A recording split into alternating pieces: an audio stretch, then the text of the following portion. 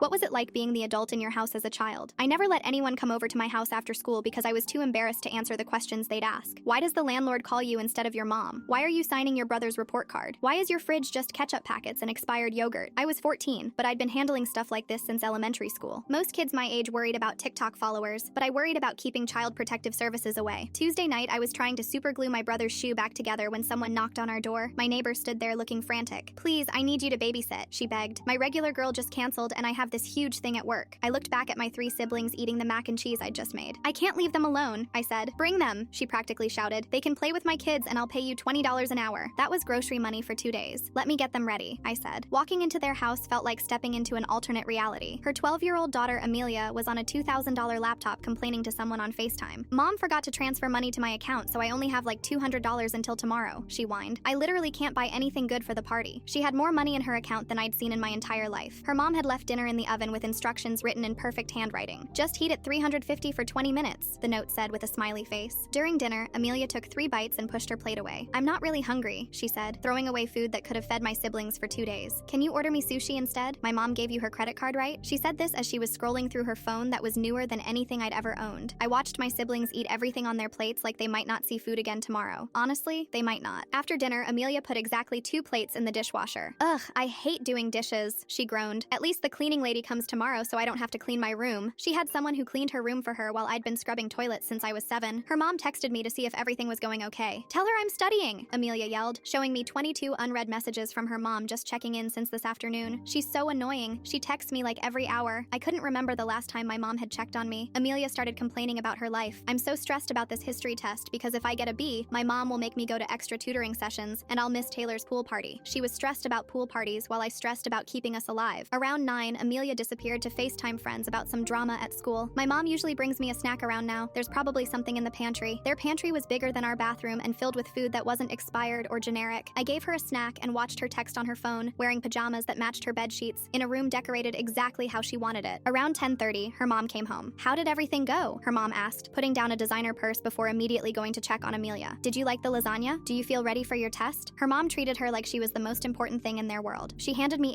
$80 but tried to give me more. Please take this too, she said, holding out another 40. It's okay. Thanks for letting me bring them, I said, carrying my sister while my brothers grabbed their backpacks. The next morning, I woke up at 5 in the morning to make breakfast. Can I join the soccer team? My brother asked. Maybe next year, I lied, knowing we would never have the money for it. That's when I finally broke. I realized my siblings would never have a childhood unless something drastic changed. After getting them all to school, I walked straight to the counselor's office and said 3 words I'd never said before. I need help. Have you ever had to stop an animal abuser with your bare hands? My parents had one simple rule before they left us home alone. Absolutely no one comes over while they're gone. 2 months ago, my older sister Rachel had invited a few friends over while they were at a movie and came home to 30 people, 2 literally in my bed. Rachel just rolled her eyes and promised, but 20 minutes after they left, I already heard her on the phone. Marco finally texted me back. He said he wants me to throw a party tonight. When I reminded her about Dad's threat, she grabbed my wrist hard enough to leave red marks. This is my only chance with Marco before he graduates. He's my lover, she hissed at me. You say one word, I'll make sure no one ever sits with you at lunch again. I tried explaining that Dad would literally disown her this time. She just laughed. It's just a small thing, maybe 5 people. Rachel had always been the pretty one, the popular one, the one who could destroy my social life with a single Instagram story. I should have known she was lying, because an hour later 20 people showed up. She even put Milo's bed in the living room because she heard Marco loves dogs. She came into my room. Hey sis, why don't you stay in here till later? Before I could respond, she walked out and I heard the click of my door locking from the outside. She'd installed that lock years ago as a prank that my parents never found out about. Rachel, this isn't funny. Let me out, I shouted, banging on the door. Her voice came through cold. Shut up, or I'll tell everyone you still wet the bed. Marco's here and I'm not letting you ruin this for me. The music started blasting, completely drowning out my calling for help. I could hear voices, laughter, the bass shaking our walls. I tried calling my parents, but it went straight to voicemail. I was completely trapped. For 2 hours, I sat on my bed, listening to the party spiral out of control. The music got louder, voices more slurred, laughter more aggressive. I heard glass breaking, followed by cheers. Then I heard a group of guys chanting something, their voices getting louder and more excited. Girls were screaming, "Stop! That's not funny!" But the chanting just got more intense. That's when I remembered. Milo was out there. Rachel had put his bed in the living room to impress Marco, my sweet puppy who was scared of thunderstorms, surrounded by drunk teenagers. I pressed my ear against the door, trying to make out what they were chanting, and then I heard it clear as day. Microwave! Put the dog in the microwave! My blood turned to ice. I started pounding on the door like a maniac, kicking, screaming, "Let me out! Rachel, stop them!" I was throwing my whole body against the door when suddenly it swung open. A drunk couple had come upstairs looking for an empty bedroom and opened my door by accident. The girl looked confused, but I didn't stop to explain. I flew down the stairs into absolute chaos. The house was trashed, red cups everywhere. Someone had knocked over Mom's lamp. Everyone was in the kitchen, and I pushed past everyone to get inside. Then, there was my sister's crush Marco, putting my sweet Milo in the microwave. I've never moved so fast in my life, ripping the door open and taking him out as fast as I humanly could. He was shaking violently, his fur hot, and he almost bit me in pure terror. His little body was trembling so hard I could barely hold him. "What is wrong with you?" I screamed at Marco, who just laughed and said it was a joke. That's when I saw her, Rachel, standing right there in the kitchen doorway, watching her crush torture my dog and doing absolutely nothing. She just stood there, frozen, too worried about what Marco would think of her to save an innocent animal. I ran out of that house carrying Milo, pushing past everyone. I was dialing 911 when I felt Milo go completely limp in my arms. "There's a party at my house and someone just microwaved my dog," I sobbed to the operator. "He's not moving. He's unconscious. Please send help." The police came and found my mom's jewelry was stolen, those 2 people in my bed, and my dad was furious. His parents had to pay to save Milo's life, and it was funny because my sister got to be with her lover because they both ended up in the same juvie. How did your neighbor's PowerPoint presentation convince the cops to surround your house? I tried to explain to the 6 armed officers that I didn't know anything about any murders, but my neighbor Karen held up her iPad, showing a PowerPoint titled "Serial Killer Next Door Evidence" by Karen. She flipped to the first evidence slide, looking at me with a smug, "I got you this time, beach" expression. "It began 3 months ago," Karen said like a modern-day Sherlock Holmes. She noticed I kept odd hours and had blackout curtains on all my windows. The first incident happened when she saw me dragging heavy black garbage bags to my car at 2 in the morning. The next day, she found red stains all over my driveway that looked exactly like blood. She started documenting everything for the safety of the neighborhood. neighborhood. He would have delivery trucks come to this house at night with tattooed men unloading large packages and body-sized boxes. He took every single one down to his garage and came out with black bags once he's finished the job. Our other neighbors who had come out to check on the scene gasped at the horrific PowerPoint full pictures of the men, the suspicious truck, and me wearing protective eyeglasses and an apron, stained with something red. Karen flipped through more extensive evidence, photos of body parts visible through my garage window, recordings of bone saw sounds at midnight, even a video of me splashed with a red liquid while holding a chainsaw. I'm telling you now, it's not what it looks like, I said, trying to hold back my laughter. Karen laughed. We're not blind. Don't even try to play your tricks on us. You're just another Jason wannabe. Jason Derulo? I teased. What the no? Jason Voorhees from those horror films. You know what? Never mind. She flipped through more pieces of evidence. The Ring doorbell recording of me handing over a red-stained suitcase to the delivery men and a picture of a shrunken head in my car. When the officers saw the footage of a victim who sat in my living room, pale and unmoving, they panicked. Check the property. Start with the garage. Go. The officers entered my garage with weapons drawn and found mannequins on professional racks with latex limbs hanging to dry. They found containers of the red liquid labeled Corn Syrup Mix Episode 6 and a toy chainsaw tagged Testing Zombie Scene 4B. They clicked on different files from my computer, listening to different creepy sound effects and screams. Oh hey, wasn't this on Stranger Things on something? One officer said, recognizing one of the props. He whistled at the $3,000 invoice attached. Another officer picked up the body part that was seen on Karen's PowerPoint and realized it was just foam latex. They brought out a few of them to the lawn. Karen's hands shook as she picked up the lightweight props. I don't understand, she mumbled. That's when I explained everything. I used to work corporate until I lost my job, and I figured, maybe I could start over, do something I really loved. So I got into special effects, became an artist. I loved horror movies and wanted to make things that I had always wanted to see in person. So I started making them. One thing led to another, and I now do some freelancing for clients like Netflix, Hulu, Amazon. No, Karen said, still not ready to admit defeat. I saw the bodies, I swear, but no one was interested in her PowerPoint anymore. The officers and neighbors started asking me tons of questions about my job, which movies I'd worked on, what celebrities I'd met. Karen's husband stepped out from the crowd and quickly apologized to me and the officers, dragging her back to the house while she mumbled about seeing real bodies. Once she was gone, the neighbors and officers quickly left too, and I went back upstairs to check on the guy I'd tied up in the attic, my real prop.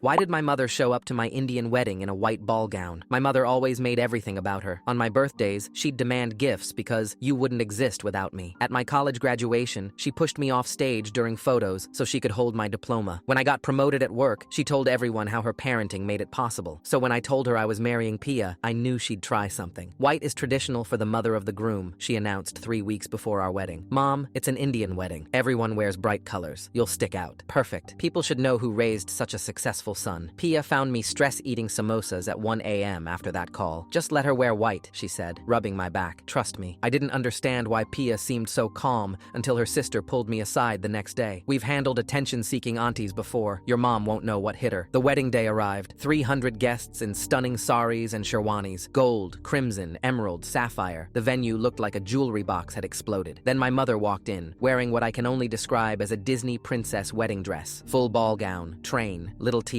The security guard stopped her. Ma'am, the American wedding is next door. I'm the groom's mother, she snapped. He looked at his list, confused. But all the family is already. Oh, you're that mother. He said it loud enough that everyone in the lobby turned to stare. During the ceremony, she tried to stand up during the Sat Fir to give a blessing. Pia's 5-year-old cousin yelled, "Auntie, sit down! You're blocking!" The whole mandap laughed. When she tried again, Pia's aunt suddenly had a coughing fit and needed water, which my mother just happened to be blocking. By the third attempt, Pia's grandmother had developed urgent stomach problems and needed my mother to show her to the bathroom immediately. At the reception, she couldn't participate in any of the dancing because her dress was too big for the moves. While everyone else was doing garba, she stood in the corner like a deflated meringue. She tried complaining to other guests, but Pia's family had spread the word. Every time she started her sob story, someone would interrupt with, "Oh, you must be so proud of your son," and launch into praise about me. Her final move was grabbing the mic during toasts. My son wet the bed until he was 12. The room went silent. I wanted to die, but Pia grabbed the mic. "How wonderful that you were such a supportive mother during his childhood anxiety. Medical professionals say bedwetting is often caused by stress in children. Thank you for sharing how you helped him through such a difficult time." The crowd started clapping, thinking my mother had shared a touching story about supporting me through childhood trauma. My mother stood there, mouth open, as 300 people applauded her vulnerability and brave parenting. She left early, her white dress stained with turmeric from when Pia's cousin accidentally bumped into her during the Haldi photo session. Later that night, during our first dance, Pia whispered, scared. I told you to trust me. Your family is evil. I love it. Welcome to the dark side. We have samosas. My mother called the next week demanding an apology for being excluded from wedding planning. I sent her the video of her toast. Everyone thinks it was beautiful, I said. Pia's posting it on social media to show what a supportive mother you've always been. She hasn't mentioned the wedding since. Pia's sister already has plans for when we have kids. Wait until she sees what we do to attention-seeking grandmas. I'm married into the right family.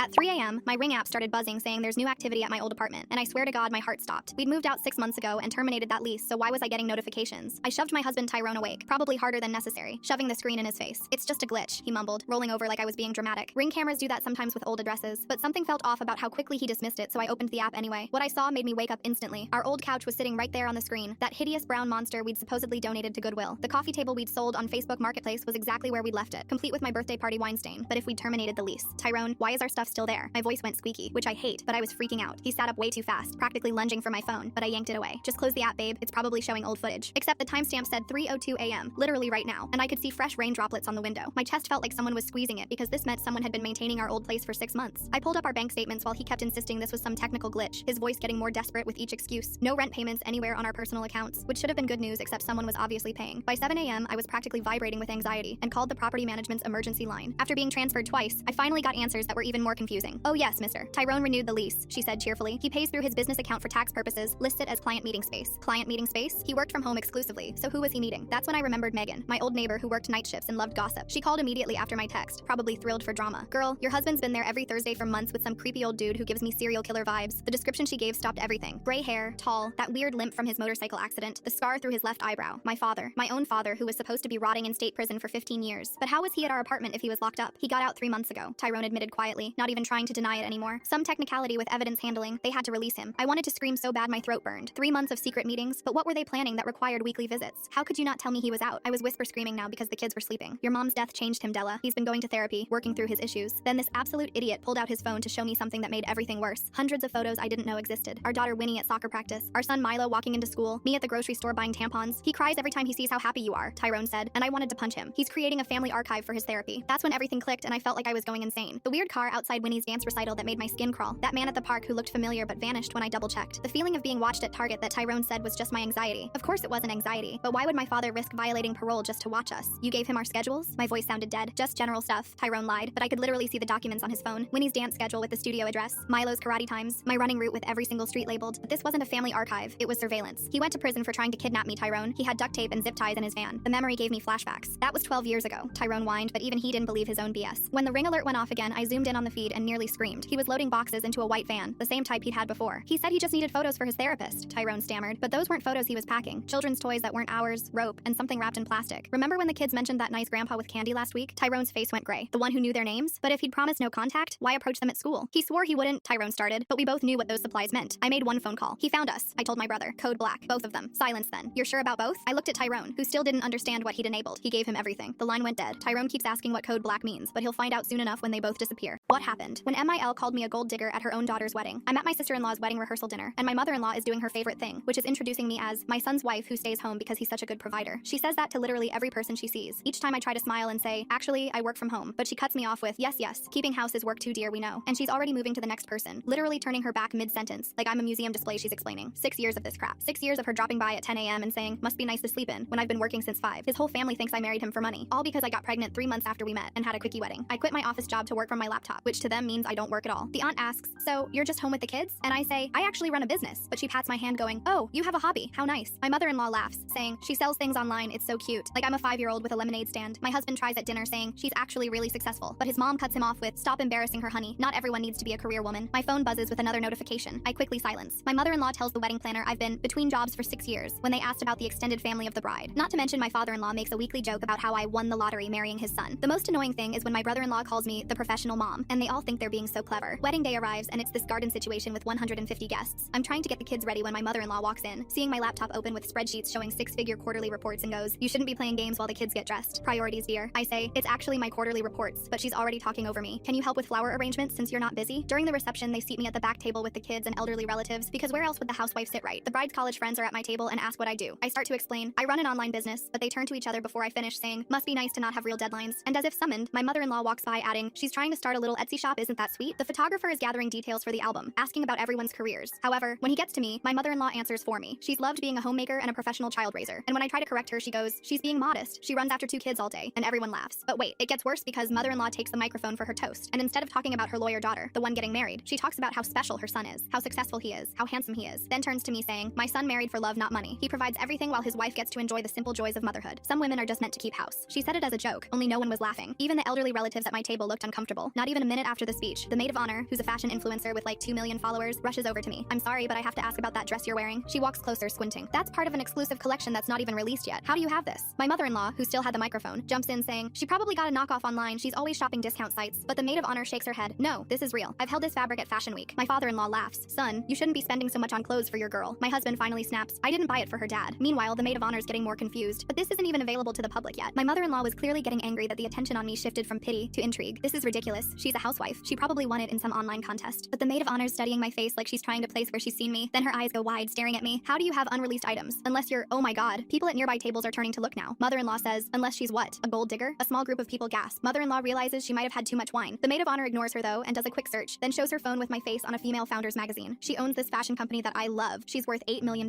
My mother-in-law sits down hard while everyone starts Googling me. My girlfriend said, maybe I should upgrade to someone who actually shows up for me. I replied, sounds good to me. Then I pulled out the ring box I'd been hiding for 3 weeks. I've been dating Sonia for 3 years. She's incredible, but her family, absolute sharks. They are the type of people who won't shake a janitor's hand because they think it might infect them. But I always thought Sonia was different, that she was special. Sadly, I was about to find out just how wrong I was. One day, her parents invited me over for their monthly dinner. But when I got there, I realized I was invited for a humiliation session. Sonia was there with her brother Finney, her parents Edmund and Viv, and they were all looking at me like I was some disappointment they needed to discuss. So, JC, Finney started, already laughing. Are you still doing IT support? Must be so fulfilling, turning computers off and on all day. Sonia giggled, not even trying to defend me. He's trying his best, she said, but the sarcasm was obvious. Then her mother Viv jumped in. Sonia tells me you've been too busy for everything lately. You've missed 3 events this month alone. Do you even care about her? Edmund put down his fork and nodded. He's always working, yet he's somehow still driving a 2012 Camry and renting an apartment. Make it make sense. I just sat there in shock, staring at Sonia, who made no attempt to refute her family's insults about me. Finney pulled out his phone. Speaking of real success, look at David from the golf course. He just became a partner at his hedge fund. That's him and his wife in Turks and Caicos. Sonia leaned over, eyes lighting up. Oh my god, is that her ring? It's massive. Finney laughed again. That's what happens when you date someone going places. Sonia nodded and then turned to look at me with disappointed eyes. Meanwhile, this guy thinks taking their girlfriend to Applebee's is romantic. The whole table laughed. Sonia was laughing the hardest. Then she said the words that hurt the most. Maybe I should upgrade to someone who actually deserves me. The entire table nodded. These people who I thought would become my family were sitting here openly discussing my replacement. I could have defended myself, but I was tired of being their entertainment. So I reached into my pocket and made a decision. You want to know why I've been so busy? I pulled out the ring box and set it on the table. Open it. The laughter stopped instantly. Sonia's smirk vanished. What is that? Open it. Her hands shook as she lifted the lid. The diamond caught the light and her face went completely pale. Viv's wine glass slipped, spilling red across the white tablecloth. JC, what is this? Sonia whispered. Your dream ring. The exact one that you've been talking about for months. I pulled out my phone and showed the receipt for $9,000. Finney's jaw dropped. Edmund pushed back from the table like I'd pulled out a weapon. $9,000? How did you afford that? Viv looked at me like she was seeing a ghost. I pulled 6 months of double shifts, working myself to death while you sat here laughing at me. My voice was steady, but my hands were shaking. This was supposed to be tonight. The proposal. In front of your family. Sonia's eyes filled with tears. Her hand went to her mouth. I was going to get on one knee right here. Tell everyone how much I loved you. Edmund couldn't even speak. His mouth opened and closed like a fish. JC, please forgive me. Sonia reached for the ring, tears streaming now. I didn't know you were. I snapped the box shut. The girl who was going to get this ring would have defended me. Once. Just once. Sonia jumped up, nearly knocking over her chair. Please, that's my ring. That's our future. No, I said, pocketing it. It's a $9,000 reminder that I never belonged here. I walked out while Sonia sobbed behind me, her family sitting in stunned silence. My phone started exploding even before I reached my car. Sonia, please come back. I'm sorry. Please bring the ring back. I ignored it at first, but then her family started texting too. Finney's text read, dude, she's hysterical. She keeps saying, my ring, my ring. I'm sorry about what I said. Just talk to her. Then came Viv. JC, please. I know we shouldn't have said those things, but Sonia is devastated. She wants to talk about the ring. I put my phone on silent once the calls started, not willing to deal with these fake losers. Once I reached my apartment, Sonia showed up within minutes and banged on my door, screaming,